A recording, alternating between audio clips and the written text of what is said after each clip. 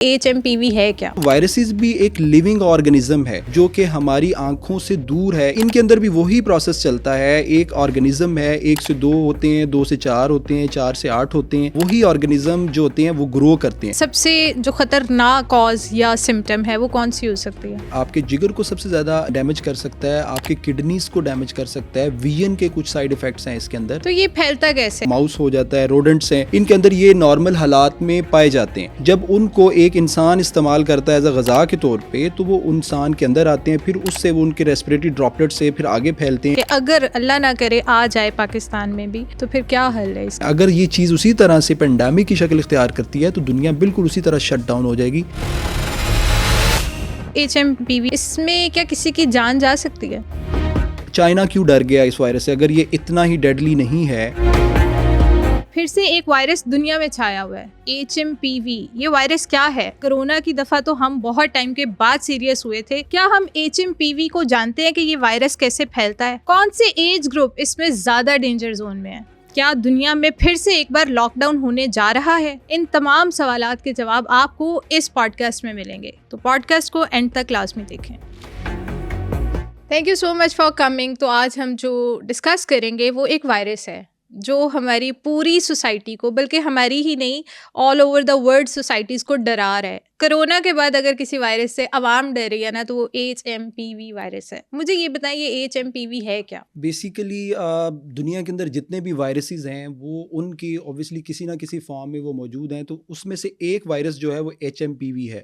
अगर इसकी full form हम डिस्कस करते हैं तो वो है ह्यूमन मेटानीमो वायरस। आजकल सोशल मीडिया के ऊपर प्रोग्राम्स हो रहे हैं, टीवी चैनल्स के ऊपर प्रोग्राम्स हो रहे हैं, हम लोग भी उस पर बात कर रहे हैं। तो इसकी गूंज जो सारी मिलती जुलती है वो चाइना से है, क्योंकि कोविड-19 का भी कुछ ना कुछ ताना बाना चाइना से मिलता था। इस वजह से लोग इसके बारे में ज़्यादा क्यूरियस हैं कि अगर वहाँ से कोई वबा फैलती है क्या वो पूरी दुनिया को अपनी लपेट में तो नहीं ले लेगी। तो ये भी एक वायरस, जिस तरह कोविड-19 था उसी तरह ये भी एक वायरस है, ये एक जानदार है जिसका पूरा नाम ह्यूमन मेटानीमो वायरस है। ठीक है, तो ये जैसे कोरोना भी चाइना से, आपने खुद बताया कि भाई चाइना से ही उसका ओरिजिन हुआ था। इस वायरस का भी हम सुन रहे हैं कि ये भी सबसे पहले चाइना में है, उसके बाद इंडिया में गया, तो ये अब ऑल ओवर द वर्ल्ड आ जाएगा। तो चाइना ही क्यों इसकी रीज़न बन जाता है ये हमेशा? बड़ा ही अच्छा सवाल है, क्योंकि इसकी जब हम वायरस की ख़ास तौर पे देखते हैं ना ओरिजिन और इसकी कॉजेज़, उसके अंदर सबसे नंबर 1 कॉज है कंजस्टेड एरियाज़ में रहना। आप देखें कि दुनिया के अंदर पॉपुलेशन वाइज चाइना और इंडिया दुनिया में बहुत ऊपर हैं। इनकी पॉपुलेशन दुनिया में आप कह लें कि 2/3 अगर दोनों को मिला लिया जाए तो वो बनती है। तो अगर इसकी एक कॉज जो हम देखते हैं वायरसेस के फैलने की, वो कंजस्टेड हाउसेस में रहना। चाइना के अंदर बहुत से अपार्टमेंट्स का स्केड्यूल है, लोग घरों में ज़्यादा तौर पे रहते हैं। जब विंटर का सीज़न आता है तो लोग घरों में जब कंजस्टेड इन्वायरमेंट में रहते हैं तो इन वायरसेस के पनपने का और इनकी ग्रो करने का चांस ज़्यादा होता है। अच्छा। सेकंड इंपॉर्टेंट बात यह है कि चाइना के अंदर कुछ अनहाइजीनिक, जो हमारे बीइंग अ मुस्लिम हम चीज़ों को हमारे वो कॉन्सेप्ट्स नहीं वो है, कॉन्सेप्ट नहीं है खाने पीने के, तो उन लोगों में वो कॉन्सेप्ट बहुत कॉमन है। तो वहाँ से भी ये चीज़ें जो चीज़ें हैं ये फैलती है, क्योंकि ये जो वायरसेस होते हैं कुछ जानदारों के अंदर, जिस तरह माउस हो जाता है, रोडेंट्स हैं, इनके अंदर ये नॉर्मल हालात में पाए जाते हैं। जब उनको एक इंसान इस्तेमाल करता है एज अ गज़ा के तौर पे, तो वो इंसान के अंदर आते हैं, फिर उससे वो उनके रेस्पिरेटरी ड्रॉपलेट से फिर आगे फैलते हैं। तो इस वजह से चाइना का एक तो population is the most number 1 cause. Second number ये है कि वहाँ की पॉपुलेशन बहुत ज़्यादा है और वो कंजस्टेड एरियाज़ में रहते हैं और उनकी अनहाइजेनिक फूड है, जिसकी वजह से चाइना से ये चीज़ें ओरिजिन होती हैं। तो मुझे ये बताएं कि अब जो है, मैं एक रिपोर्ट देख रही थी जिसमें चाइना के अंदर तो हॉस्पिटल्स में कह दिया गया कि भाई अब बेड्स नहीं मिल रहे पेशेंट्स को, कि इतना ये वायरस फैल गया है। तो आप क्या बताते हैं कि ये ऑल ओवर द वर्ल्ड फैलने के चांसेस हैं? देखें, ह्यूमन मेटानीमो वायरस इतना डेडली वायरस नहीं है। ये हम सबको जहन में रखना चाहिए कि ऑब्वियसली हम कोविड-19 के बारे में भी यही कहते थे कि ये डेडली वायरस नहीं है। वो मैं अभी भी यही कहता हूँ कि वो डेडली वायरस नहीं था, लेकिन जब वो एंडेमिक से एपिडेमिक से एंडेमिक में गया, फिर वो पेंडेमिक की शक्ल जब उसने इख्तियार की, तो मोस्टली वो लोग इन्वॉल्व उसमें हुए जो इम्यूनो कंप्रोमाइज थे।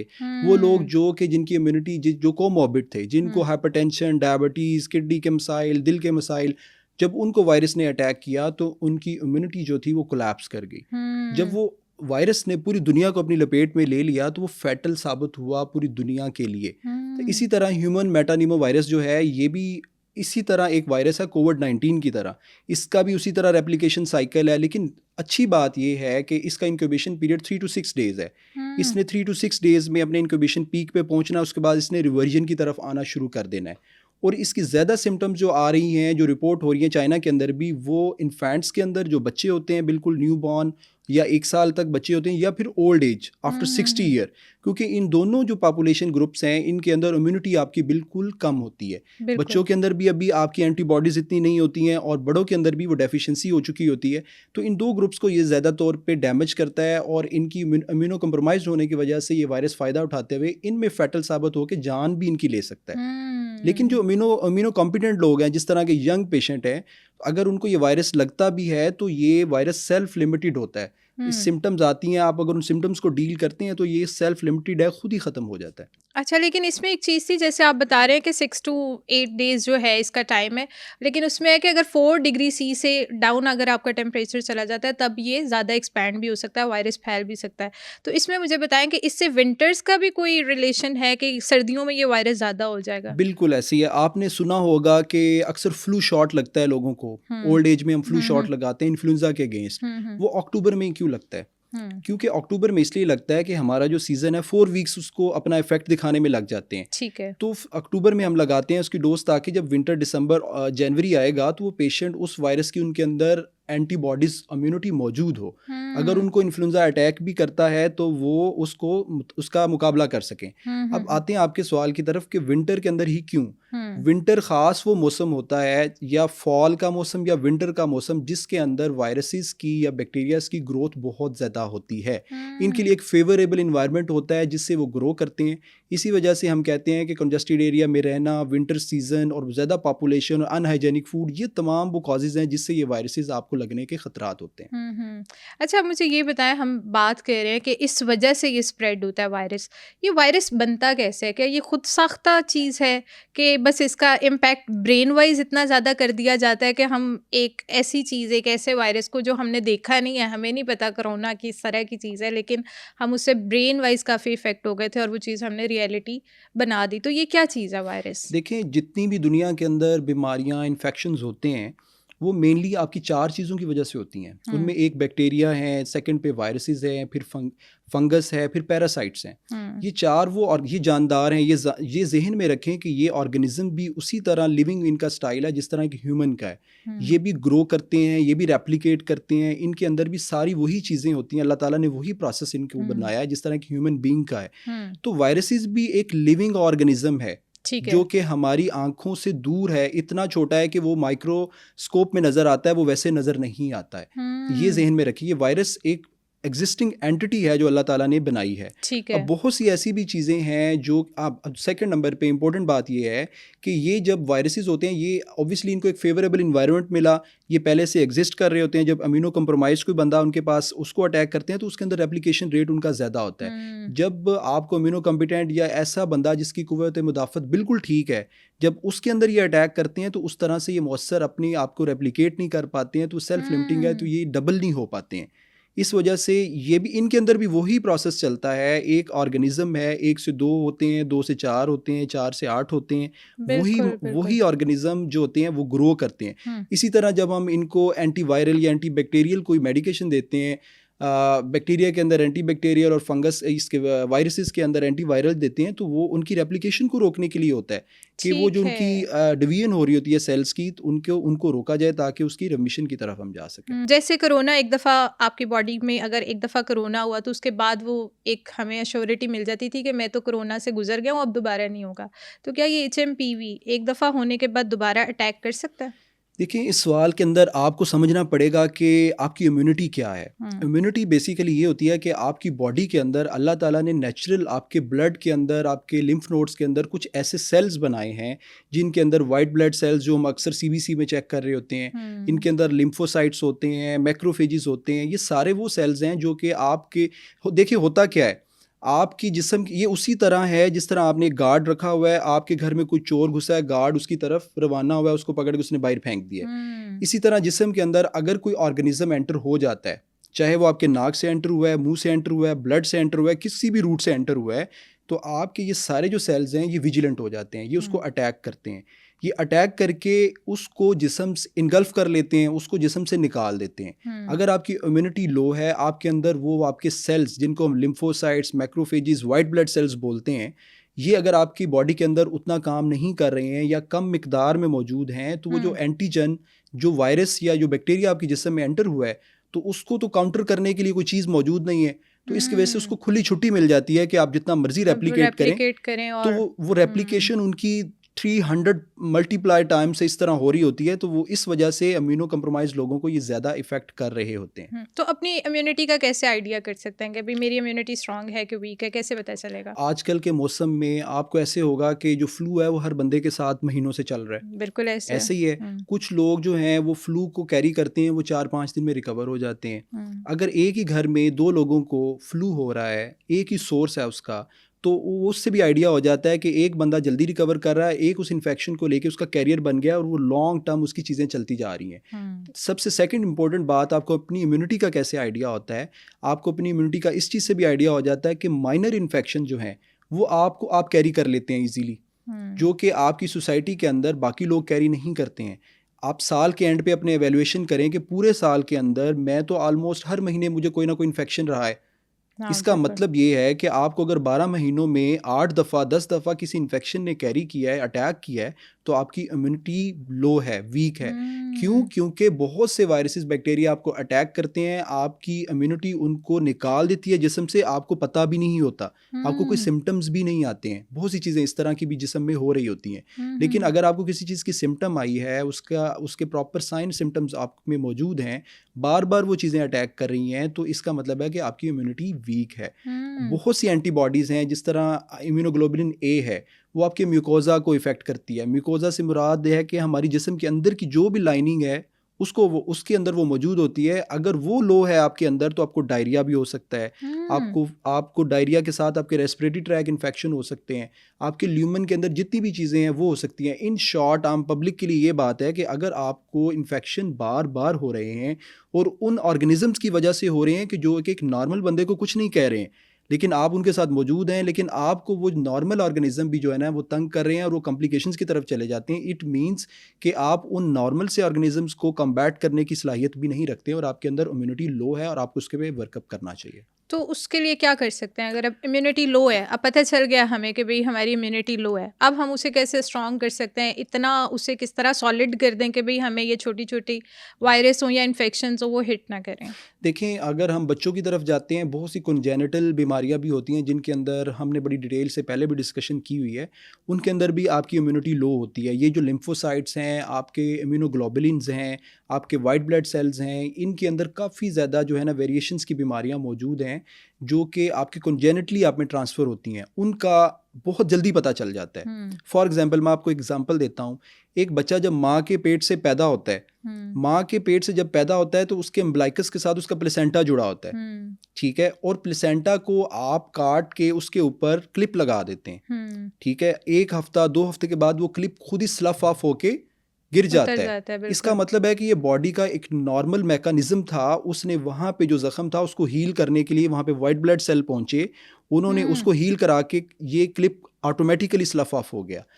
इन बच्चों के अंदर क्या होता है, वो जो आपने क्लिप लगाया होता है वो महीने गुजर जाते हैं, वो उसका ज़ख्म अम्बिलिकस का हील ही नहीं हो पाता है। अच्छा, ये भी एक बीमारी है। इसके अंदर ये क्या बीमारी है, जो आपके इम्यून सेल्स हैं वो आपके जिस्म में मौजूद हैं, लेकिन जहाँ पे ज़रूरत है वहाँ पहुँच नहीं पा रहे हैं, मतलब वो अपाहिज हैं।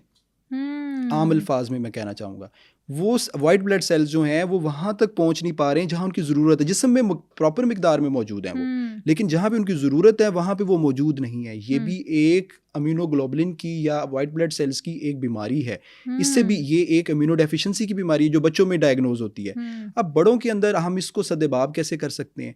ऑब्वियसली हमारी सोसाइटी के अंदर जिनको इम्यूनो कंप्रोमाइज जो लोग होते हैं, हम उनको एडवाइस करते हैं कि वो मल्टी वाइटामिन्स का इस्तेमाल करें, अपनी हाइड्रेशन को अच्छा रखें, पानी का ज़्यादा इस्तेमाल करें, एंटीऑक्सीडेंट जिस तरह विटामिन ई है, पैराडॉक्सिन है, ये इस तरह के वाइटामिन्स हैं जो कि आपकी इम्यूनिटी को बूस्टअप करते हैं, इसका इस्तेमाल करें और बाकी अपनी हेल्दी लाइफस्टाइल गुजारें, उससे ऑब्वियसली आपकी इम्यूनिटी बूस्टअप होती है। तो ये जो HMPV हम जिस वायरस को डिस्कस कर रहे हैं, इसमें क्या किसी की जान जा सकती है? देखें, अब इसमें इसको स्ट्रेट फॉरवर्ड बताना कि किसी की जान जा सकती है ये नहीं जा सकती, इट्स वेरी डिफ़िकल्ट। उसकी रीज़न ये है कि एक तो ये वायरस अमीनो कॉम्पिटेंट को इतना ज़्यादा कुछ भी नहीं कहता है। फॉर एग्जांपल, अगर मैं इम्यूनो कॉम्पिटेंट हूँ, मेरे अंदर चीज़ें, मेरी इम्यूनिटी बिल्कुल इंटैक्ट है, अगर ये वायरस मुझे अटैक करेगा तो मुझे सिंपल फ्लू होगा, माइल्ड फीवर होगा, स्नीजिंग होगी, और 3 से 6-7 दिन बाद ये चीज़ें मेरी रिमिशन की तरफ चली जाएंगी और ख़त्म हो जाएंगी। खुदा न खासा अगर ये वायरस अटैक कर देता है किसी बच्चे को जिसके अंदर अभी इम्यूनोग्लोबुलिन अपनी बनना शुरू नहीं हुई है, मैच्योर होना शुरू नहीं हुई है, या कि ऐसे बंदे में जो कि 60 साल के बाद है, 55 साल के बाद है, जिसके अंदर इम्यूनिटी लो है, तो उसके अंदर क्या होगा? ऑब्वियसली थर्ड नंबर पे जो बंदा कोमोर्बिड है, जिसको कोई और भी बीमारी जो उसके जिस्म के अंदर तंग कर रही है मौजूद है, क्रोनिक कोई बीमारी है, गुर्दों का मसला, दिल का मसला, शुगर है, ब्लड प्रेशर है, उसको अगर ये वायरस अटैक करता है तब ये फैटल साबित हो सकता है। उसकी रीज़न क्या है? उसकी रीज़न ये है कि ये वायरस इटसेल्फ तो यही सिम्टम्स करेगा, लेकिन इसको अपनी डिवीजन के लिए एक फेवरेबल इन्वायरमेंट मिल जाएगा। इसको एक ऐसी बॉडी मिली है जिसके अंदर इसकी डिवीजन में कोई इशू नहीं हो रहा है, ये 1 से 10 होंगे, 10 से 100, ये बढ़ते जाएंगे। ऑब्वियसली जब रेप्लिकेशन उसकी तेज़ होगी बच्चों के अंदर और बूढ़ों के अंदर, ये 2 एज ग्रुप ऐसे हैं जिसके अंदर ये तेज़ी से फैलता भी है। ऑब्वियसली वो जब जो मोर्टेलिटी काज करेगा वो इटसेल्फ इसकी वजह से नहीं होगी, वो उसकी जो बाकी चीज़ें हैं वो कॉम्प्लिकेट हो जाएंगी। बंदे को हार्ट अटैक आ सकता है अगर वो पहले से हार्ट का पेशेंट है। जब उसकी इम्यूनिटी के ऊपर इतना बर्डन डला है, उसके अंदर वायरस ने इतना इन्फेक्शन कर दिया है, तो उसके हार्ट अटैक आ सकता है, उसको बाकी उसकी शुगर, ब्लड प्रेशर अनकंट्रोल्ड हो सकती हैं। और हो सकता है कि ये वाला वायरस उस पेशेंट के अंदर ऐसा नमूनिया काज कर दे, जिस तरह कोविड-19 था, ऐसा नमूनिया काज कर दे जो कि उसके लिए फैटल साबित हो और वो जानलेवा साबित हो सकता है उस बंदे के अंदर। तो इन शॉर्ट हम यही कह सकते हैं कि ये वायरस जो हमारे जैसे जो बंदे अपनी कम्युनिटी को इंटैक्ट रखे हुए हैं उनके अंदर इतना जानलेवा साबित नहीं होता। जो बच्चे हैं ख़ास तौर पे या बूढ़े हैं, उनमें ऑब्वियसली ये मर्ज़ जो भी है ये भी जानलेवा साबित हो सकता है। उनके अंदर भी ये बहुत सी कॉम्प्लिकेशन काज करा के चीज़ों को ख़तरे की तरफ लेके जा सकता है। बिल्कुल ठीक है। तो HMPV और कोरोना में क्या डिफ्रेंसिएशन है? बेसिकली ये दोनों वायरस हैं। जब हम एक मज़े की बात ये है कि हमारी बुक्स के अंदर जो कोरोना वायरस है इसके अंदर कोई इतनी ख़ास एक्सप्लेनेशन नहीं लिखी हुई थी। हमने जब भी इस वायरस को पढ़ा तो इसकी 4-5 लाइनें ही हमें मिली कि ये वायरस होता है, इसके अंदर कुछ फ्लू के सिम्टम्स आते हैं और माइल्ड सा नमूनिया होता है। तो लेकिन जब इसने अब दुनिया को ऐसे हिला के रख दिया, एक्सपीरियंस ऐसा दिया कि वो 4 लाइनें तो बहुत कम है। इसने 4-5 साल में दुनिया के साथ वो कुछ किया है कि दुनिया की सोच ही बदल गई है। अब आप देखें कि कितनी ई-कॉमर्स की तरफ चीज़ें निकल गई हैं, लोग होम बेस्ड वर्क को प्रेफर कर रहे हैं, अभी भी लोग मास्क पहनते हैं, अभी भी लोगों के बिजनेस के अलावा लोगों की सोचने की सलाहियत, जो बच्चे उस दौरान में पैदा हुए हैं, जो 2-3-4 साल उन्होंने गुजारे हैं, पूरी ज़िंदगी उनके ऊपर वो इम्पैक्ट रहना है। तो उसने इस तरह से चीज़ों को चेंज किया है। अब HMPV और कोविड-19 बेसिकली ये दोनों वायरस हैं। HMPV सिंगल स्ट्रैंडेड वायरस है, सिंगल स्ट्रैंड इसका होता है, बॉडी के अंदर उसी तरह रेप्लिकेशन इसकी होती है जिस तरह कोविड-19 की होती है। अब फ़र्क सिर्फ ये है कि कोविड-19 का जो हमने फेज़ देखा है वो पेंडेमिक देखा है। खुदा न खास्ता अगर HMPV भी पेंडेमिक की शक्ल इख्तियार कर लेता है तो ये भी ऑब्वियसली आप देखें, मैं ये क्यों कह रहा हूँ क्योंकि हमने पहले बात की है कि बच्चों को और बूढ़ों को, बिल्कुल आप देखें कि आपकी कितनी पॉपुलेशन बूढ़ों पे मौजूद है। बिल्कुल ऐसा वी कंसिस्ट ऑफ ऑलमोस्ट हमारी 40% पॉपुलेशन इस वक्त वो ओल्ड एज लोग हैं जो कि 55 को क्रॉस कर चुके हैं। तो उनको तो ये डेंजरस उनके लिए तो साबित हो सकता है। इसलिए हम ये बिल्कुल नहीं कह सकते कि ये वायरस डेडली नहीं है। हम इसको एलेबोरेट और एक्सप्लेन इसलिए कर रहे हैं कि ये अगर वायरस ये पेंडेमिक हो सकता है तो इसका मतलब है कि हमारी सारे ओल्ड एज जो लोग हैं वो एट रिस्क हो जाएंगे। तो उनके लिए ये ख़तरे की एक घंटी होगी। इसलिए इसको रोकना, इसके लिए जो भी चीज़ें हम कर सकते हैं इसको ख़त्म करने के लिए, इसको रोकने के लिए, वो हमें करनी चाहिए। जैसे कोरोना आया था ना, तब कोरोना को भी किसी ने भी इतना सीरियस नहीं लिया था, बहुत ज़्यादा लिया था लीनियंट सा कि नहीं कुछ भी नहीं होता, फ्लू ही है, ये तो नहीं होता, कोई मास्क नहीं पहनने चाहिए। लेकिन फिर कोरोना ने ऐसा सबको हिलाया जब घरों में डेथ्स होना स्टार्ट हो गई। तो अब HMPV, इसको आपके ख्याल में कि इससे डरना चाहिए, जैसे पैनिक हुई है आवाम, इसको इसी तरह लेना चाहिए कि बस वो भी रिलैक्स हो जाए, कोई चीज़ ऐसी नहीं है? नहीं, बिल्कुल रिलैक्स नहीं होना चाहिए, डरना चाहिए।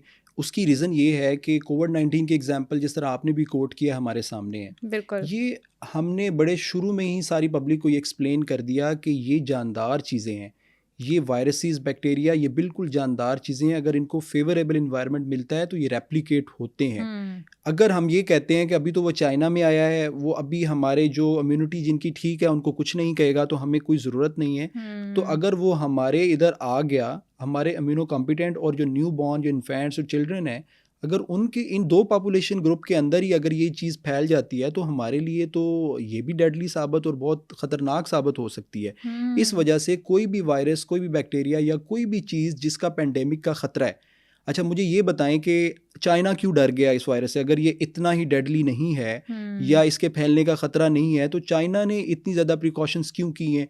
उन्होंने क्यों वो उनकी ऑब्वियसली चाइना डिज़ीज़ जो कंट्रोल सेंटर है उनका, उन्होंने इसके ऊपर स्ट्रिक्ट मेजर्स किए हैं, उनके हॉस्पिटल के अंदर एमरजेंसीज नाफिज हैं, उन्होंने बॉर्डर्स को कि सील कर, अभी उन्होंने इस चीज़ को अपनी प्रॉपर गवर्नमेंट से अनाउंस नहीं करवाया, लेकिन जो सोशल मीडिया के ऊपर या बाकी सोर्सेज से जो चीज़ें सामने आ रही हैं वो चीज़ें तो बड़ी अलार्मिंग हैं उधर भी। अगर ये बॉर्डर को क्रॉस करके हमारी कंट्री में आता है, हम तो ऑलरेडी हम फाइनेंशियल क्राइसिस की घिरी हुई कौम है, हमारे तो ऑलरेडी हेल्थ केयर सिस्टम इतना बर्डनाइज हुआ है कि उसमें आम पब्लिक को कुछ नहीं मिल रहा रिलीफ।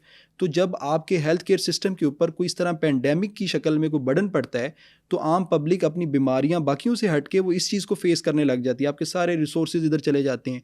तो इन सारी चीज़ों को मद्देनज़र रखते हुए हमें डरना चाहिए। इसके लिए जो भी प्रिकॉशंस हैं, जो भी हमारी हेल्थ केयर अथॉरिटीज़ हमें चीज़ें करने को कहती हैं, ऑब्वियसली हमें अडॉप्ट करनी चाहिए। तो ये फैलता कैसे है? इंसान से इंसान को फैलता है, टच करने से फैलता है, या किस तरह फैलता है? इसका भी सेम मोड ऑफ स्प्रेड है जिस तरह कोविड-19 का था। इसके अंदर आप देखें, ये जो है मोस्टली जो HMPV है ये आपके नाक के थ्रू, ठीक है, आपके सांस के थ्रू आपके अंदर जाना है। तो अगर आपके नाक के थ्रू गया है तो ऑब्वियसली नाक के साथ सांस की नाली और आगे लंग्स हैं, ठीक है। तो ये दो आपका ये जो सिस्टम है इसी को इसने इन्फेक्ट करना है। अगर किसी के लंग्स के अंदर या रेस्पिरेटरी सिस्टम के अंदर वो वायरस मौजूद है, एक कॉमन सेंस है कि वो जब भी स्नीजिंग या कफिंग करेगा तो वो जो ड्रॉपलेट्स निकलते हैं जो कि हमें नज़र नहीं आ रहे होते, नहीं आते, बिल्कुल। तो हमें क्यों सोशल डिस्टेंसिंग का कहा गया था? इसीलिए अगर कोई कफ करता है उसके ड्रॉपलेट्स की एक लेंथ है, जब वो कफ करता है वो ड्रॉपलेट्स एक खास फासले पे जाके गिरते हैं। अगर आप उसके साथ उस सर्कल के अंदर खड़े हुए हैं तो वो ड्रॉपलेट्स आप कैच कर लेंगे। पहली बात तो ये है कि ये रेस्पिरेटरी ड्रॉपलेट से फैलता है। जो बंदा जिसको ये वायरस जिस मुतासर हुआ है वो अगर बंदा कफ स्नीजिंग करता है तो उससे फैल सकता है। सेकंड नंबर पे उस बंदे के यूज़ में अगर कोई चीज़ें हैं पर्सनल यूज़, जिस तरह टॉवल है और कोई चीज़ है, सोप है, अगर वो आप शेयर करते हैं तो उससे भी ये चीज़ें फैल सकती हैं। थर्ड नंबर पे इसमें भी कोविड की तरह वही प्रिकॉशंस हैं कि अगर आप किसी चीज़ को टच कर रहे हैं, जिस तरह रूम्स के हैंडल हो गए हैं, आप कार की स्टीयरिंग है, कुछ भी है, अगर वो आप शेयर करते हैं, अगर आपने उस जगह को सरफेस को टच करके वही आपने हाथ अपने नाक को या अपने नाक साफ कर लिया तो वायरस आपके सिस्टम में भी एंटर हो सकता है। तो ये सारे इसके mode of action basically in short इसके मोड ऑफ एक्शन जो है वो सांस के ज़रिए, इनहलेशन के ज़रिए, रेस्पिरेटरी ड्रॉपलेट्स के ज़रिए होते हैं। तो इसमें प्रिकॉशनरी मेजर्स क्या होनी चाहिए? इसी के अगेंस्ट अगर हम देखते हैं, सबको याद है, कुछ समझाने की इतनी ख़ास ज़रूरत नहीं है। हमारी पब्लिक को कोविड-19 की बहुत प्रैक्टिस है, 5 साल हमने उस चीज़ को प्रैक्टिस किया। कोई बंदा ऐसा नहीं होगा, पहले लोग इसको चीज़ों को कोविड-19 में बड़ा फॉर ग्रांटेड ले रहे थे, लेकिन वो जब मोर्टेलिटीज़ होना शुरू हुई, जब वो चीज़ ने इतना वो हमारी सोसाइटी में फैल गया, जब लॉकडाउन हुए तो फिर लोगों ने इसको सीरियस लिया। सबसे इम्पोर्टेंट चीज़ है मास्क पहनना। मास्क जब आप पहनेंगे तो आप कफ करते भी हैं तो आपके वो रेस्पिरेटरी ड्रॉपलेट रिस्ट्रिक्ट हो जाते हैं, वो आगे नहीं पहुंचेंगे। First of all second number पे अगर आप अपने हैंड सैनिटाइज करें, बार बार अपने हाथों को साबुन से धोएं। अगर किसी चीज़ को टच किया है, अगर आपको लगता है कि किसी बंदे को फ्लू है, किसी बंदे को कफ है, चाहे वो HMPV नहीं है, प्रूवन तो नहीं है अभी पाकिस्तान में, तो कोई इस तरह की चीज़ हमें सामने नहीं आ रही, तो अगर आपको लगता है किसी को फ्लू है, माइट भी पॉसिबल वो HMPV हो सकता है, आपको तो नहीं पता कि वो कौन सा वायरस है, तो आप उस बंदे से ये करेंगे कि आप अगर उसने कोई चीज़ को सरफेस को टच किया है, अगर आपने भी वो टच किया तो अपने हैंड वॉश कर लें, हैंड वॉश करें, मास्क का इस्तेमाल करें, सैनिटाइज़र का इस्तेमाल करें, थोड़ा सा उस बंदे से सोशल डिस्टेंसिंग करें।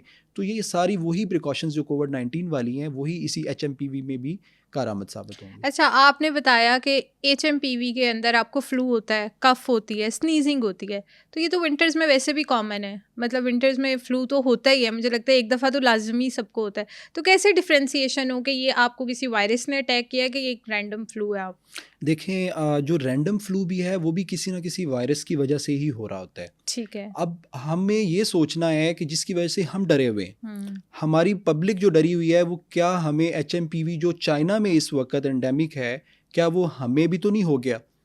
ठीक है, हमारी सोसाइटी के अंदर इवन हमारे इर्द गिर्द दोस्त अहबाब में बहुत से लोग हैं जिनको फ्लू है इस वक्त। बिल्कुल ऐसा है। विंटर के अंदर आपको जिस तरह हमने पहले डिस्कस किया कि वायरसेस वैसे ही ग्रो करते हैं। अब हम कैसे डिफ्रेंशिएट करेंगे कि उस बंदे को आया ये एचएमपीवी हो गया या उस बंदे को कोई नॉर्मल वायरस या सीजनल फ्लू हुआ है? तो उसमें आप डिफ्रेंशिएट कतन नहीं कर सकते हैं। उसकी रीज़न ये है कि इनकी सबकी सिम्टम्स ओवरलैप करती हैं। आपने कोविड-19 में क्या देखा? कोविड-19 में भी तो यही हुआ ना, उसमें फ्लू था, कफ था, माइल्ड सा फीवर था, कुछ को हाई ग्रेड फीवर था, फिर निमोनिया की सिम्टम थी। ये सारी सिम्टम्स एचएमपीवी में भी हैं, ये सारी सिम्टम इन्फ्लुएंजा में भी हैं, ये सारी सिम्टम्स रेस्पिरेटरी सिंसिटियल वायरस में भी हैं। मल्टीपल लिस्ट ऑफ वायरसेस हैं जिनके अंदर सिम्टम्स ओवरलैप करती हैं। तो सबसे इंपॉर्टेंट चीज़ जो आप कैसे डिफ्रेंशिएट कर सकते हैं वो है इसका टेस्ट। अगर आपको खदशा है कि मुझे ये वायरस ने अटैक किया है तो आप उसका टेस्ट कराएंगे और आपको टेस्ट से सामने आएंगी चीज़ें कि आया ये मेरे में वायरस डिटेक्ट हुआ है या नहीं हुआ है। तो जैसे कोरोना का तो एक टेस्ट था, तो एक टाइम तो ऐसा भी आ गया था कि लोगों ने घरों में आके टेस्ट करना स्टार्ट कर दिए थे, जो क्वारंटीन का टाइम था। तो क्या इसका कौन सा ऐसा स्पेसिफिक टेस्ट है जो करवाना चाहिए? इसको भी बेसिकली हम पॉलीमरेज चेन रिएक्शन पीसीआर जिसको बोलते हैं, उसी के थ्रू ये भी नेज़ल स्वैब से ही, क्योंकि हमने पहले डिस्कस किया है कि ये आपके रेस्पिरेटरी ट्रैक को इन्वॉल्व करता है, तो इसको भी आपने उसी तरह ही डिटेक्ट करना है। जब हम नेज़ल स्वैब लेते हैं तो उसके अंदर एक नेज़ल स्वैब से ज़रूरी नहीं है कि आपने स्वैब लिया और सिर्फ कोविड-19 का टेस्ट हो रहा है। एक स्वैब से हम मल्टीपल वायरसेस का टेस्ट करते हैं कि आया इसके अंदर, हो सकता है कि 2 बंदों में चेक किया है कि हो सकता है कि इसके अंदर डिफरेंट वायरस डिटेक्ट हो जाए, उसके अंदर डिफरेंट वायरस हो, दोनों को फ्लू। तो इसका भी सिंपल पीसीआर आप कर सकते हैं नेजल स्वैब के थ्रू। लेकिन ये कि अभी हम इसलिए रिकमेंड नहीं कर रहे हैं कि अभी हमारी कंट्री के अंदर इसका एंडेमिक नहीं है।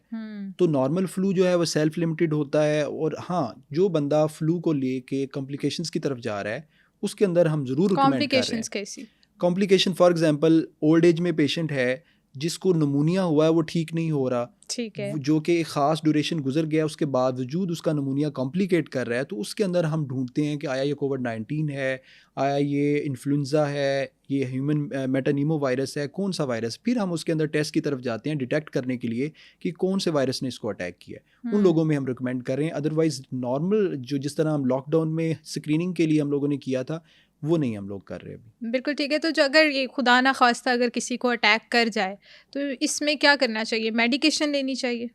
देखें, फ़र्स्ट ऑफ ऑल तो सिम्टोमेटिकली रिलीफ है इसके अंदर। अगर तो बंदा अपनी इम्यूनिटी उसकी ठीक है तो वो इसको कम्पीट कर सकता है। उसकी रीज़न ये है कि इसके अंदर फ्लू होगा, कफ होगी, फीवर होगा, वो सारी सिम्टम्स उसको एक ख़ास नौइयत की आएंगी। उसके बाद सिम्टोमेटिकली, फॉर एग्ज़ाम्पल अगर आपको फीवर है तो आप सिंपल एंटीपायरेटिक बुखार को कम करने की मेडिकेशन ले रहे हैं। अगर आपको कफ है तो एंटीटसिफ आप खांसी की कोई दवाई ले लें। तो इस तरह सिम्टम्स जो सिम्टम्स सामने आ रही हैं वो सिम्टम्स को बस डील करना है, और पानी का इस्तेमाल ज़्यादा, हाइड्रेशन अच्छी रखनी है, वो बिल्कुल ठीक हो जाएगा।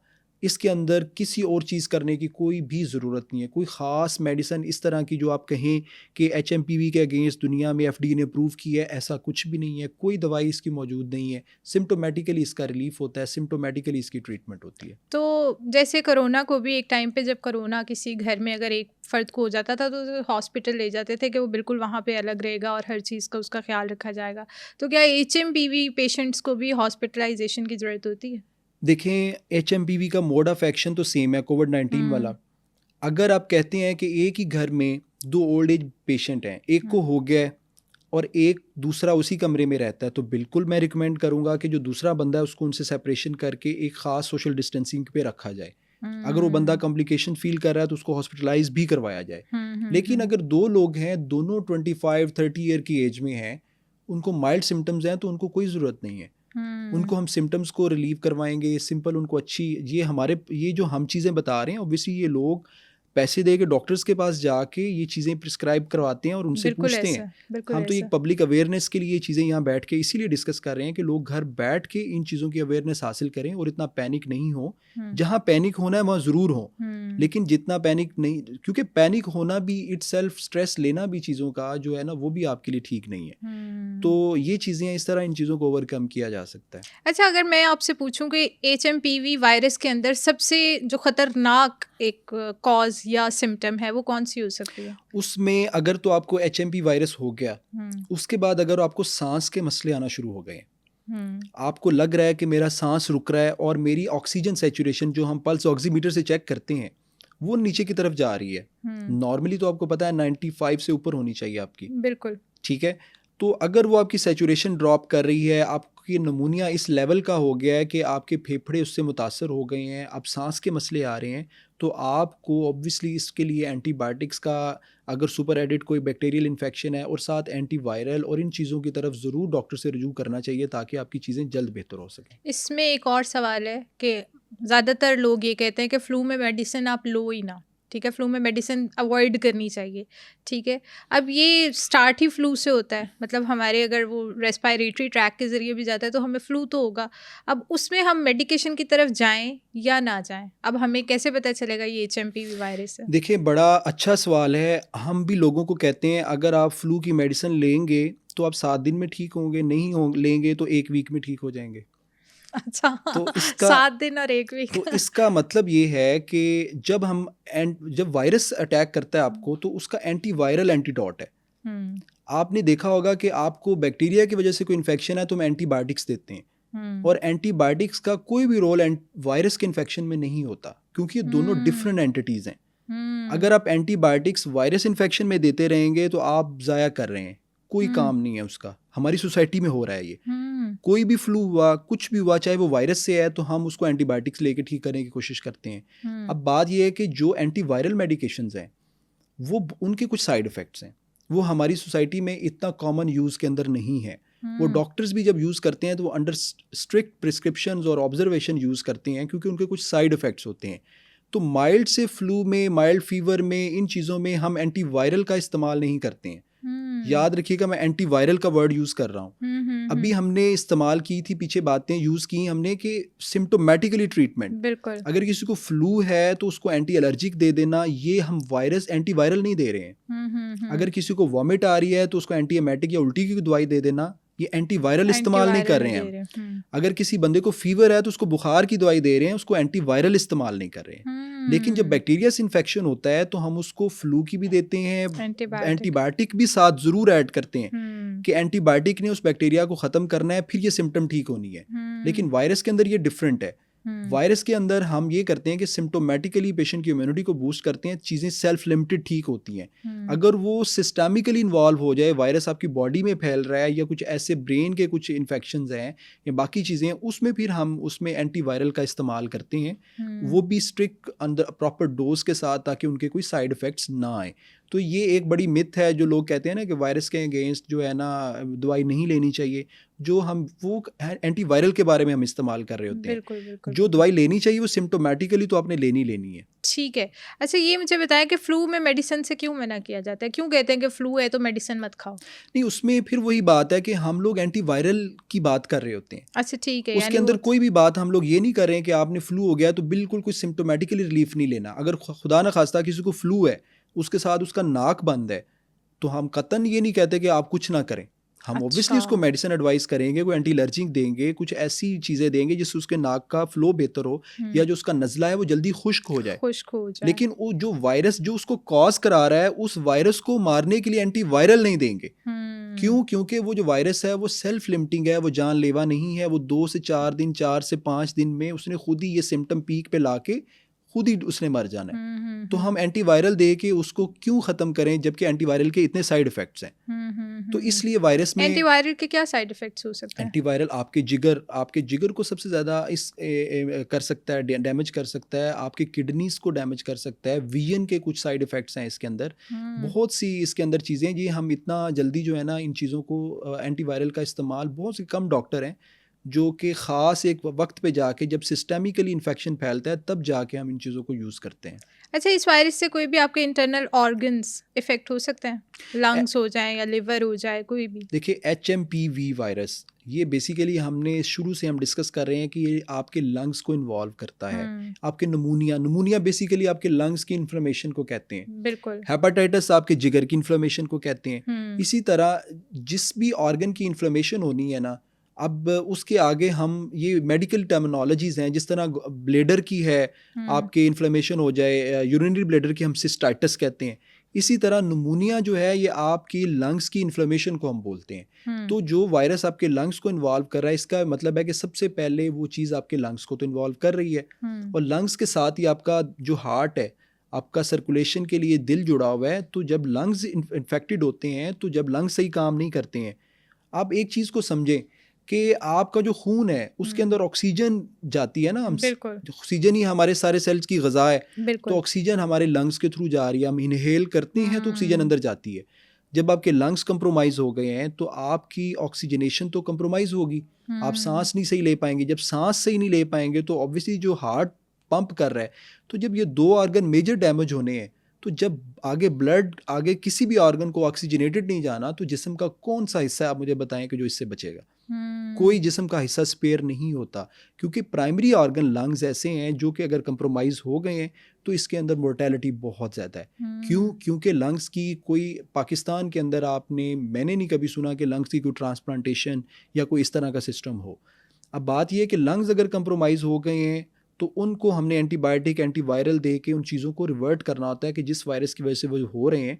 और मज़े की बात या बड़े अफसोस के साथ मुझे कहना पड़ता है कि बहुत से हमारी सोसाइटी के अंदर जो डॉक्टर्स हैं वो इस चीज़ की समझ बूझ रखते हैं, लेकिन वो पेशेंट्स तक इस चीज़ों को इस तरह ट्रांसफ़र नहीं करते हैं। बहुत से डॉक्टर जो हैं वो एंटीबायोटिक्स का इस्तेमाल वायरल इन्फेक्शन में भी कर रहे होते हैं। सिंपल फ्लू हो गया, उसके अंदर भी 5 दिन उसको एजिथ्रोमाइसिन खिला देंगे, उसको कोई ना कोई कोमॉक्सीक्लेव खिला देंगे। होगा क्या? उससे रेजिस्टेंस डेवलप होगी उस एंटीबायोटिक्स के अगेंस्ट। तो ये सारे अब हमारे हेल्थ केयर प्रोफेशनल से, हमारे जो फार्मासिस्ट हैं, मेडिकल स्टोर वाले हैं जो कि सेल्फ प्रिस्क्रिप्शंस करते हैं, उन लोगों से इल्तमास है कि अगर आपके पास कोई बंदा भी इस तरह की माइल्ड फ्लू के सिम्टम्स के साथ आता है तो उसको इतनी एग्रेसिव एंटीबायोटिक्स देने की ज़रूरत नहीं है।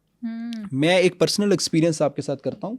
मेरे घर के पास एक मेडिकल स्टोर है, मैं वहाँ पे खड़ा हुआ था और मैं कुछ अपनी पर्सनल मेडिसिन लेने गया था। The person who was dispensing the medicine, he doesn't know that I'm a doctor. तो उसने एक बंदा उसके पास आया, he was well suited booted। आप देखें कि इस कौम का हाल क्या है।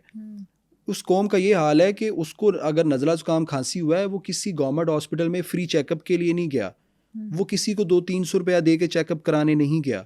वो मेडिकल स्टोर पे आके वहाँ पे खड़े बंदे को कह रहा है, जी मुझे ये सिम्टम्स हैं और मुझे कुछ दवाई खुद से दे दो। बिल्कुल ऐसा होता है। पहले तो उसका कसूर नहीं है जो दे रहा है, पहले तो उस बंदे का कसूर है कि जो कि अच्छी खासी गाड़ी से उतरा है, सूट शूट पहना हुआ है, अच्छी खासी जॉब होगी, उसको भी इतनी अवेयरनेस नहीं है, या शायद उसके पास अपनी सेहत के लिए टाइम नहीं है। फिर उस बंदे को कहता है जी मुझे ये सिम्टम्स हैं, उसको भी ये सेम फ्लू वाली सिम्टम थी। ठीक है। उसने कहा जी मुझे बुखार है, फ्लू है, नाक थोड़ा बंद है और खांसी आ रही है। उस बंदे ने उसको एंटीबायोटिक दी है, वो एंटीबायोटिक जो कि हम टीबी में इस्तेमाल करते हैं। वो एंटीबायोटिक जो कि हम मल्टी ड्रग रेजिस्टेंस जो बैक्टीरिया होते हैं बिल्कुल एंड स्टेज पे, उन पे जाके इस्तेमाल करते हैं। वो एंटीबायोटिक थी मॉक्सीफ्लॉक्सासिन। उसकी जो डोज होती है रिकमेंडेड, उसने उससे डबल डोज उसको दी। अच्छा, तो ये मैं सब ना सुन रहा था, तो उसने उसको कहा जी आपने ये दवाई 2 टाइम खानी है। और क्योंकि ये इस तरह नहीं होता इंसानी जिस्म के साथ कि आप ये चीज़ अगर थोड़े से आराम नहीं आ रहा, थोड़ी ज़्यादा ले लें, थोड़ी चीनी और डालें और मीठा हो जाएगा, ऐसा नहीं है। ये इंसानी जिस्म है, गुर्दों की अल्लाह ने ख़ास कैपेसिटी बनाई है। अगर आप 100 ग्राम कोई चीज़ जिस्म में डाल रहे हैं ना, तो गुर्दों की कैपेसिटी उसको 90 ग्राम फिल्टर करने की है। जो 10 ग्राम एक्स्ट्रा डाला है ना, वो गुर्दों के ऊपर जमेगा और गुर्दों को डैमेज करेगा। ये अल्लाह ताला ने गुर्दों की कैपेसिटी बनाई है। इसी तरह जब हमारे जिस्म के अंदर शुगर बढ़ती है, तो शुगर जब जिस्म के अंदर एक ख़ास मिकदार से बढ़ती है, उसको गुर्दे फिल्टर करने से आरी हो जाते हैं, तो फिर वो यूरिन में आना शुरू हो जाती है। तो अब देखें, उसने उसको एक तो एंटीबायोटिक की डोज डबल दी। पहली बात तो ये है कि उसने एंटीबायोटिक उसको बनती ही नहीं, उसको दे दी। और दूसरा नंबर पे ये जुल्म किया कि वो एंटीबायोटिक उसने ब्रॉड स्पेक्ट्रम जो कि बिल्कुल इनिशियल एंटीबायोटिक नहीं है, उसने बिल्कुल वो एंटीबायोटिक दी जो मल्टीपल एंटीबायोटिक्स लेने से आराम ना आए और एंड पे जाके कोई बंदा यूज़ करता है। मॉक्सीफ्लोक्सासिन हम टीबी में भी सेकंड लाइन ड्रग यूज़ करते हैं। और दूसरा अलमिया उस बंदे का ये कि उसने उसको कहा कि मुझे फ्लू है, उसने उसको एंटी एलर्जिक दी है और उसने कहा कि ये सुबह शाम खानी है। और वो जो उसने एंटी एलर्जिक दी जो मैं ऑब्जर्व कर रहा था, उसके अंदर नींद है और वो एंटी एलर्जिक खाएगा और सुबह ड्राइव भी करेगा। तो ये जुल्म नहीं है उसके साथ। आप फॉरेन कंट्री में चले जाएं, वो अगर आपको कुछ सेडेटिव मेडिसिन देते हैं, वो साथ पेशेंट को बताते हैं, अटेंडेंट को बताते हैं कि आपने इनको ड्राइव नहीं करने देना, आपने अगर इनका कोई ऐसा काम जिसमें मेंटल या कोग्निटिव लेवल इन्वॉल्व है वो चीज़ से अवॉइड करना है। क्यों? क्योंकि इन्होंने सेडेटिव मेडिसिन ली हुई है। और यहाँ पे अलमिया ये है कि 2, 4, 5 रुपए कमाने के लिए आप उनको वो डबल डोज में भी दे रहे हैं और वो बंदा सुबह खाएगा और वो अपनी जॉब पे ड्राइव करके भी जाएगा। और थर्ड नंबर पे आप उनको और भी कोई ऐसी अननेसेसरी मेडिसिन दे रहे हैं जिनकी उनको ज़रूरत नहीं है। तो खुदारा इन सब लोगों से ये इल्तमास है, मैं तो इस चीज़ के ख़िलाफ़ जहाँ भी बैठता हूँ मैं बहुत बोलता हूँ कि एंटीबायोटिक की रेजिस्टेंस होने में हमारी सोसाइटी के अंदर हमारी सेल्फ प्रिस्क्रिप्शंस, हमारे मेडिकल स्टोर वाले जो हजरात हैं, मेरा उनसे कोई इख्तलाफ नहीं है, वो अपना बिजनेस करें लेकिन एक डेकोरम को मेंटेन रखते हुए। तो आपने उधर उसे फिर कहा नहीं? देखें, उसमें मैंने थोड़ा इंटरप्ट करने की कोशिश की। उसमें इंटरप्ट मैंने क्या किया, मैंने फ़र्स्ट ऑफ़ ऑल उसको इंट्रोड्यूस करवाया कि आई एम अ डॉक्टर, मैं इसको ये है कि थोड़ा सा डोज आप एडजस्ट कर लो। तो वो जो बंदा उसको डिस्पेंस कर रहा था उसने मुझे ऐसी घूरी डाली कि पता नहीं मैं उसको क्या कर, क्योंकि वो उसका बिजनेस है, वो उसकी दुकान है, मैं वहाँ पे खड़ा हूँ, मेरा राइट नहीं है कि मैं उसको जाके, क्योंकि मेरी कोई अथॉरिटी नहीं है वहाँ पे कि मैं उसको कहूँ कि नहीं आप ऐसे नहीं ऐसे कर दें, क्योंकि वो चल रहे हैं। अच्छा चलें, अगर वो चीज़ मेरे कहने पे मे भी वो ले तो गया, उसने जाके सिंगल डोज ले ली होगी क्योंकि मैंने उसको थोड़ा वार्न किया, लेकिन कितने लोग अनजाने में ये चीज़ें कर रहे हैं। ऐसे ही है। तो इन चीज़ों को अवॉइड करने की ज़रूरत है, इन चीज़ों पे सख्त ये तो मेडिकल स्टोर वाला तो इतना मतलब आम हो गया, इतना कॉमन हो गया है कि मुझे लगता है कि बहुत सारे लोग 70% लोग जो हैं वो इसी तरह मेडिसिन लेते हैं। ज़रा सा फ्लू हुआ, ज़रा सी स्नीजिंग, मैं मेडिकल स्टोर पे गया, वहाँ से दवाई लेकर आ गया। डॉक्टर को अप्रोच करना तो वैसे ही बहुत कम हो गया।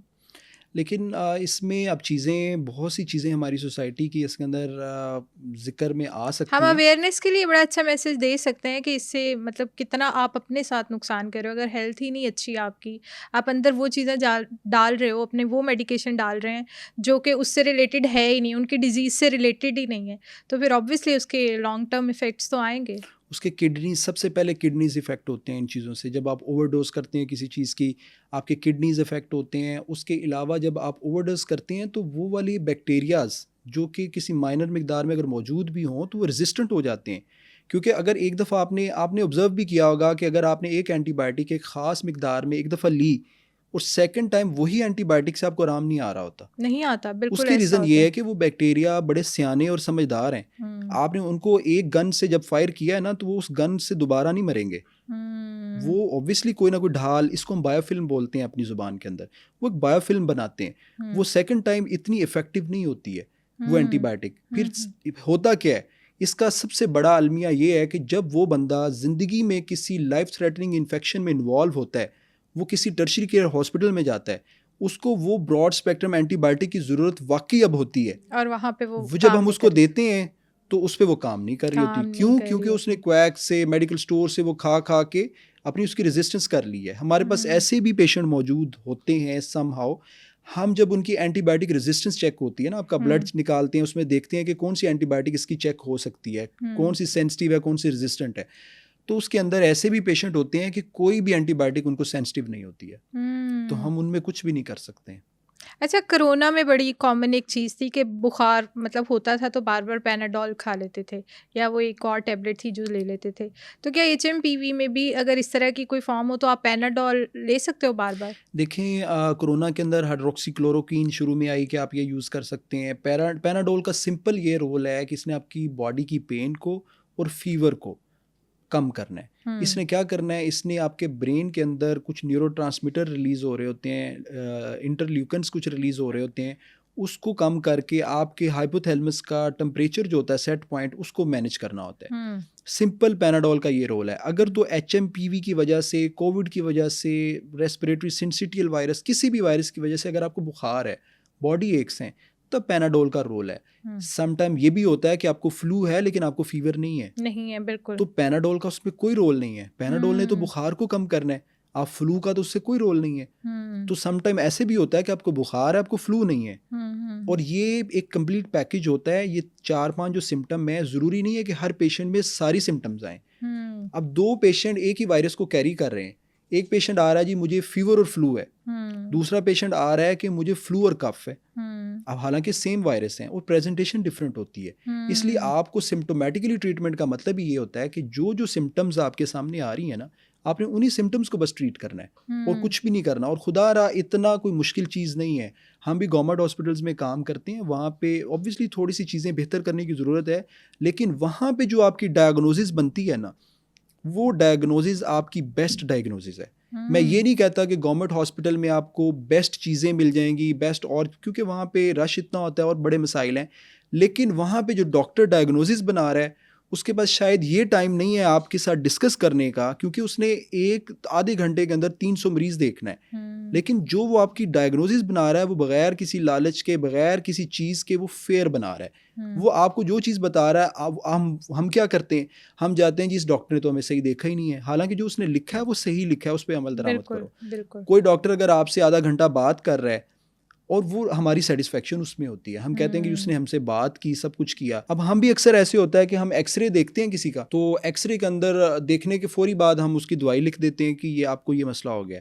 अब पेशेंट की कंप्लेंट होती है कि आपने मेरा एक्सरे सही से नहीं देखा है, बात नहीं की, तो उसको अब उसकी कंप्लेंट भी जायज़ है। अब उसको समझाने की ज़रूरत है कि जिसको तुम एक्सरे दिखा रहे हो उसने ये 2 दिन में कोई 1000 एक्सरे देखे होंगे, तो उसको अगर उसकी 1 सेकंड में उसने वो चीज़ पिक कर ली है तो उसकी एक्सपर्टीज़ है, उसको ढूंढनी नहीं पड़ी है ना, तो ये तो उसकी एक्सपर्टीज़ है कि तुम किसी अच्छे डॉक्टर के पास आए हो। तो वो उल्टा शिकायत ये होती है कि आप हमें टाइम नहीं देते हैं और बाकी चीज़ें हैं।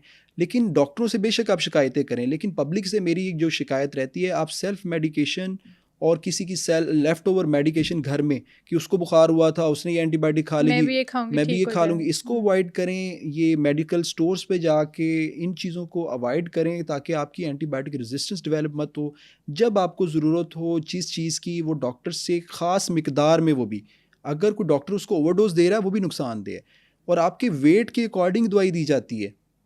ऐसे नहीं होता है कि वो बंदा जो है वो 25 साल का है उसको वो मेडिसिन दे रहे हैं, वो बंदा 16 साल का है उसको भी वही मेडिसिन, वही, ऐसा नहीं है।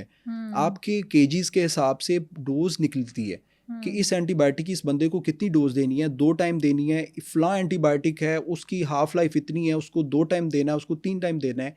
वो डॉक्टर ने पढ़ा है ना, उसके पास चले जाएं, वो आपको ये सारा एडवाइस करेगा, सारा बताएगा।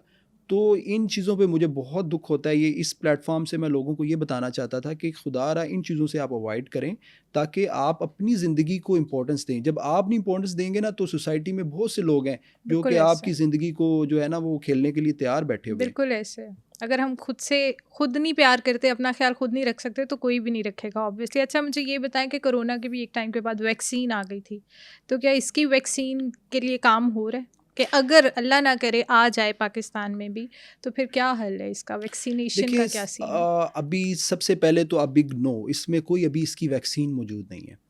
तो वैक्सीन बेसिकली हमें समझनी पड़ेगी कि होती क्या है।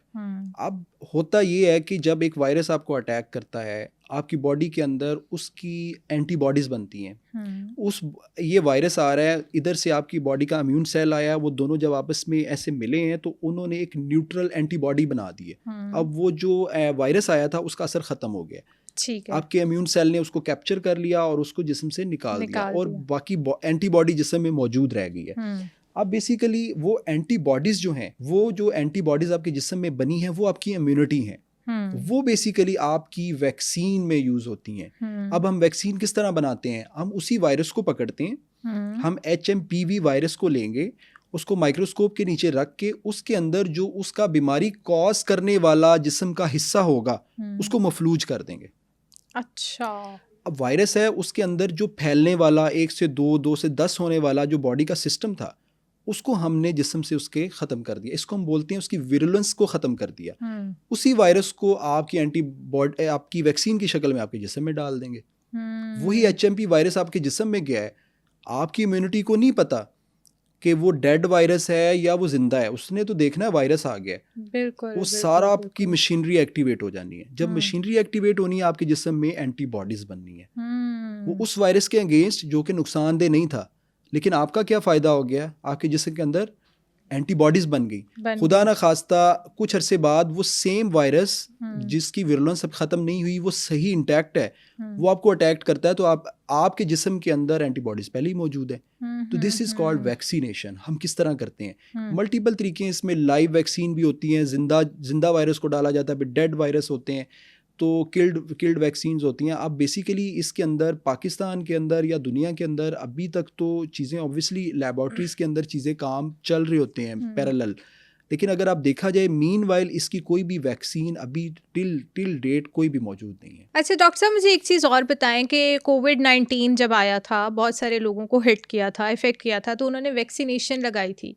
तो जिन लोगों ने ऑलरेडी वैक्सीनेशन लगाई हुई है, क्या वो इससे सिक्योर हैं? कोविड-19 की ये पब्लिक के लिए बड़ा एक बेनिफिशियल क्वेश्चन है कि कोविड-19 की वैक्सीन जिन लोगों की हुई है, क्या उनके लिए, क्वेश्चन आपका ये है, मैं आपको रिवाइज कर रहा हूँ कि कोविड-19 की वैक्सीन जिनकी हुई है, ऑलमोस्ट जिस तरह मेरी भी हुई है, आपकी भी हुई होगी, क्या वो प्रोटेक्टेड हैं HMPV के अगेंस्ट के नहीं? ऐसा ही पूछना चाह रही हैं आप? जी जी। अब बेसिकली मसला ये है कि हमने पहले डिस्कस किया कि हर वायरस का जेनेटिक मेकअप डिफरेंट है। ठीक है। वो अपने तरह से रेप्लिकेट होते हैं, अपना इंक्यूबेशन पीरियड होता है, अपनी सारी चीज़ें उनकी डिफरेंट होती हैं। अब कोविड-19 की जो वैक्सीन है वो बिल्कुल उस जो पेशेंट HMP वाला जिसको हो गया वो उसके खिलाफ प्रोटेक्टिव नहीं है, क्योंकि कोविड-19 की वैक्सीन ओनली कोविड-19 के ही वायरसेस के अगेंस्ट है, उसके अलावा किसी भी वायरस में वो फ़ायदेमंद नहीं है, HMPV हो या कोई और वायरस हो। जिस तरह हमारे पास बहुत से मेरे फैमिली के अंदर या बाकी कुछ दोस्त अहबाब हैं जिन्होंने अपने पेरेंट्स के बारे में हमसे डिस्कस किया कि हम उनको फ्लू शॉट, हमने अभी अक्टूबर के अंदर उनको फ्लू शॉट लगवाया, तो अगर ये HMPV वायरस आ भी जाता है तो वो तो उनको कुछ नहीं कहेगा क्योंकि फ्लू शॉट लग गया हुआ है। तो ये बड़े लोगों का एक मिसनॉमर है कि फ्लू शॉट के अंदर मल्टीपल वायरस जो होते हैं ना उनकी प्रोटेक्शन आ जाती है, ऐसा नहीं है। फ्लू शॉट बेसिकली एक इन्फ्लुएंजा के अगेंस्ट होता है, इन्फ्लुएंजा के अगेंस्ट होता है और इन्फ्लुएंजा की ही प्रोटेक्शन होती है उसके अंदर। जो लोग फ्लू शॉट ले रहे हैं या लोग जो कोविड-19 की वैक्सीन लगवा चुके हैं, ये लोग बिल्कुल भी HMPV के अगेंस्ट कोई भी इम्यूनिटी नहीं रखते, और अल्लाह करे कि ये वायरस जहाँ पे अभी पनपा है वहीं से इसका सद्देबाब हो, ये आगे की तरफ ना बढ़े। अगर तो ये पूरी दुनिया को अपनी लपेट में लेता है तो हमें कोविड-19 से सबक सीखते हुए जल्द अज जल्द इसकी वैक्सीन को तैयार करना चाहिए ताकि ये पेंडेमिक की शक्ल इख्तियार ना करे। तो जैसे कि चाइना से इसका ओरिजिन हुआ, चाइना के बारे में भी कहा जाता है कि 2001 में नीदरलैंड में पहला पेशेंट आ गया था इसका, लेकिन उसके बाद अब चाइना में ज़्यादा पेशेंट्स देखे जा रहे हैं। तो और किन कंट्रीज़ में हम इस चीज़ को भी देख रहे हैं HMPV को? देखें, हम बॉर्डर शेयर करते हैं चाइना के साथ और हमारी बहुत सी इकोनॉमिकल चीज़ें भी उनके साथ जुड़ी हैं, हमारी तजारत होती है, चीज़ें आती जाती हैं, लोग ट्रैवल करते हैं, रोज़ की बुनियाद पे हमारी काफ़ी फ़्लाइट्स हैं जहाँ शेयर होती हैं। अब मसला ये है कि कंट्रीज़ का अगर डिस्कस किया कि ऑब्वियसली इसने अपने बॉर्डर शेयरिंग कंट्री में पहले जाना है, तो यानी फिर तो पाकिस्तान भी एट रिस्क तो है, रिस्क में है। बिल्कुल। हमारी जो हेल्थ केयर अथॉरिटीज़ हैं उनको भी अलर्ट होना चाहिए कि हमने ऑब्वियसली वो अलर्ट हैं इस बारे में, चीज़ें डिस्कशन में हैं, चीज़ें हो रही हैं कि इन चीज़ों को कैसे रोका जाए। तो ऑब्वियसली चाइना है, चाइना के बाद उनके जो ताइवान और इर्द गिर्द की चीज़ें उन्होंने बड़े स्ट्रिक्ट एक्शन लिए हैं। इंडिया के अंदर इस पर पॉलिसी बन रही हैं लेकिन ये कि ऑब्वियसली हर मुल्क अपनी एक स्टेटमेंट भी दे रहा है और साथ अपनी जो उनकी चीज़ें हैं उनको भी कर रहा है। ये एक बात याद रखने की ज़रूरत है कि WHO ने अभी तक कोई दुनिया के अंदर कोई इस तरह की इमरजेंसी नाफिज नहीं की है, ना ही उन्होंने कोई इसका थ्रेट अलर्ट जारी किया है, लेकिन फिर भी जो कोविड-19 की जो परकशंस हैं हमारे दिमागों में अभी तक मौजूद हैं, तो उनको देखते हुए हर कंट्री को, हर मुल्क को, हम बीइंग अ पाकिस्तानी, हम पाकिस्तान की अथॉरिटीज़ को इस चीज़ के वक्ती तौर पे सद्देबाब के लिए अभी से एक्शन लेना ज़रूरी है। तो और किन कंट्रीज़ में ये चला गया है? इंडिया में बहुत ज़्यादा कॉमन हो रहा है, इंडिया में तो इवन एक डेथ भी हुई है, तो क्या ये जानलेवा भी है? बिल्कुल, ये डेथ जो हुई है, आपसे मैं ये जानना चाहूँगा, हम इस पे ज़रूर तहकीक करेंगे कि उस पेशेंट की एज क्या थी, उसको क्या कोमॉर्बिडिटीज़ थी।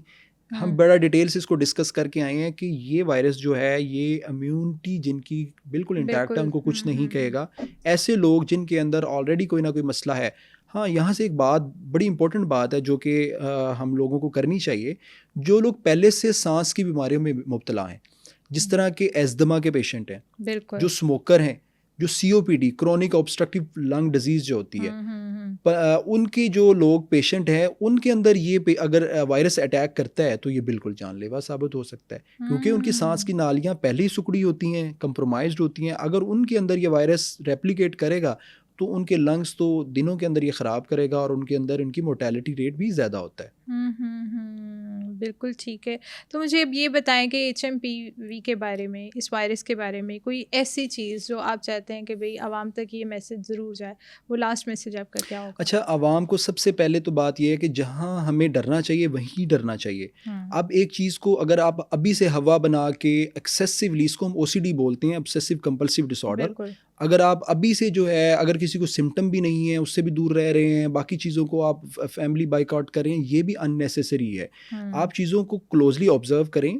जो चीज़ें हमने पूरे प्रोग्राम में डिस्कस की हैं, मैं सबसे इल्तमास करूँगा इसको गौर से सुने, और जब सुन के आप जो चीज़ें हमने सिम्टम डिस्कस की, आपको लगता है कि अगर किसी के अंदर ये सिम्टम्स हैं तो अगर आपका वो अजीज़ व अकारब कोई भी है तो उसका एक टेस्ट करवाएं, डॉक्टर के पास ज़रूर लेके जाएं, और घर में सेल्फ मेडिकेशन उसको कभी मत करें, एंटीवायरल ख़ुद से मत दें, और डॉक्टर से रुजू करना उतना ही ज़रूरी है जितना कि आपको भूखा होंगे तो आपको खाना खाना ज़रूरी है। ये चीज़ मैं लोगों को बार बार समझाता हूँ। उसकी वजह यह है कि हमारी फैमिली, हमारे दोस्त अहबाब जितने भी हैं, इवन बड़े एजुकेटेड लोग हैं जो कि डॉक्टर के पास नहीं जाते। इवन हेल्थ केयर आप देखें कि इतनी सी बात है, हमने पिछले प्रोग्राम में भी शायद मैंने एक बड़ा ऐसे एक बात की थी कि लोग KFC खाएंगे, मैकडोनल्ड खाएंगे, 2-4 हज़ार रुपये लगाएंगे, जब उनको डायरिया होगा ना तो वो डायरिया की दवाई आपको मैसेज में पूछ रहे होंगे।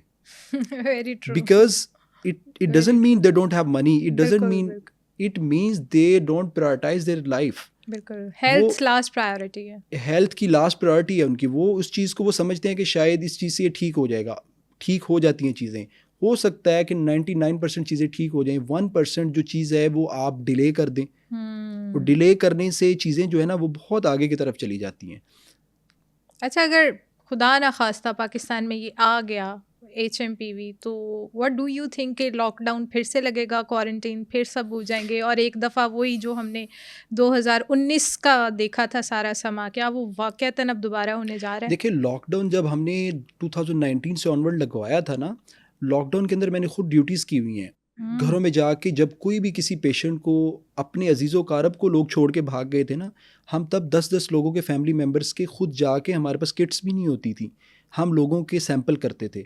और I have been suffer to COVID 3 times different strain से, और इतना फीवर, रेस्पिरेटरी सिम्टम्स और हॉस्पिटल में क्वारंटीन, हम लोगों ने ये चीज़ें देखी हुई हैं।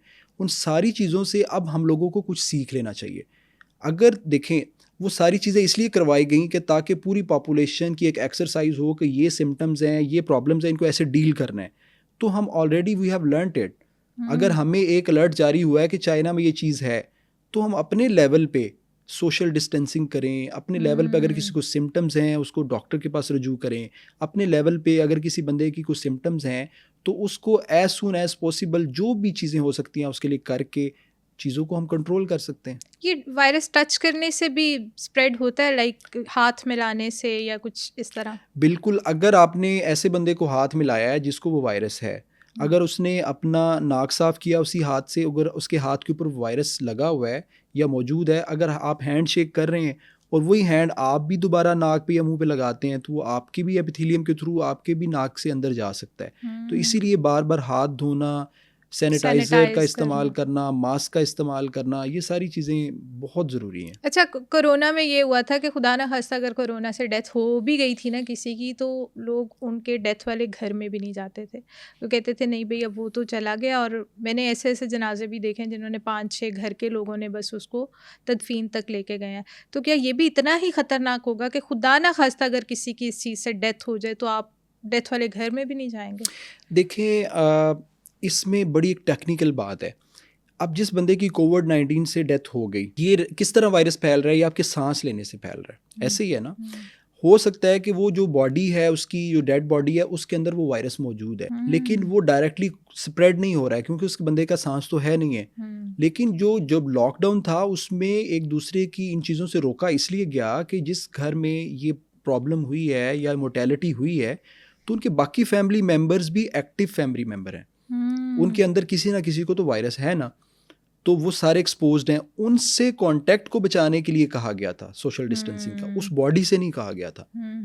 तो ये चीज़ें बड़ी समझने की ज़रूरत है। अगर कोविड-19 ये HMPV वायरस हमारी सोसाइटी में अगर उसी शिद्दत का फैलता है तो नो डाउट हम लोगों को ये सारे मेजर्स दोबारा करने पड़ सकते हैं, क्योंकि अगर हम कहते हैं ये डेडली नहीं है तो ये भी गलत है। अगर हम कहते हैं टू अर्ली है कि अगर ये डेडली है तो उन लोगों में है, क्या हमें अपने बड़ों की ज़रूरत नहीं है, हमें अपने बच्चों की ज़रूरत नहीं है? क्या वो दो पॉपुलेशन अगर एट रिस्क हैं, वो आपकी सोसाइटी का ऑलमोस्ट 50-60% बनती हैं। बिल्कुल ऐसा। तो इसका मतलब है वायरस तो डेडली है और एट रिस्क सब चीज़ें हैं। अगर ये चीज़ उसी तरह से पेंडेमिक की शक्ल इख्तियार करती है तो दुनिया बिल्कुल उसी तरह शट डाउन हो जाएगी और पूरी दुनिया बंद हो जाएगी जिस तरह पहले कोविड-19 में हुआ। आई होप कि हमारी पॉडकास्ट ने आपको काफ़ी हेल्प आउट किया होगा इस वायरस से या किसी भी और वायरस से रिलेटेड। अगर आपके माइंड में कोई क्वेश्चन है तो आप हमें कमेंट सेक्शन में बता सकते हैं। मैं बहुत ही मेहनत और रिसर्च के बाद डिफरेंट डॉक्टर्स के साथ हेल्थ वाइज कंटेंट बनाती हूँ। अगर आपको मेरा कंटेंट वैल्यूएबल लगता है तो सुनो पॉडकास्ट हेल्थ को सब्सक्राइब करें।